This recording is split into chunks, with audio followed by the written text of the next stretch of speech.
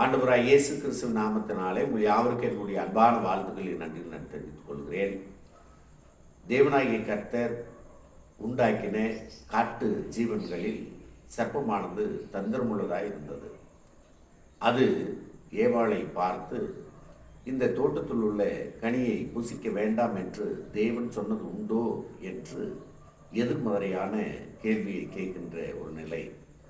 அங்கே நாம் பார்க்கிற விஷயம், தந்திரமுள்ளதாய் இருந்தது சர்ப்பம் என்பது நம்ம பார்க்குறோம். தந்திரம் என்பது ஈசாக்கு, யாக்கோப்பு அவர்களுடைய நாட்களில் யாக்கோப்பு தகப்பனிடத்தில் தந்திரமாய் ஆசீர்வாதத்தை பெற்றுக்கொண்டான் என்று சொல்லி நாம் 27ஆம் அதிகாரத்தில் ஆதியாகமத்தில் நம்ம படிக்கிறோம். அது மட்டுமல்ல, அதே யோசுவா நாட்களில் அந்த ஏத்தியர்கள் யோசுவாவினிடத்தில் தந்திரமாக தங்களை இணைத்து கொண்டு அங்கே தங்களுடைய அதிகாரத்தை காட்ட விரும்பினார்கள் என்பதை நம்ம பார்க்குறோம். பவுலும் சொல்லும்போது, பிசாசு தந்திரமுள்ளதாக இருக்கிறது, அதற்கு எதிர்த்து நில்லுங்கள் என்று சொல்லி அவருடைய தந்திரம் நாம் அறியாததல்ல என்று சொல்லுகின்ற வார்த்தைகளையும் நாம் கவனிக்கிறோம்.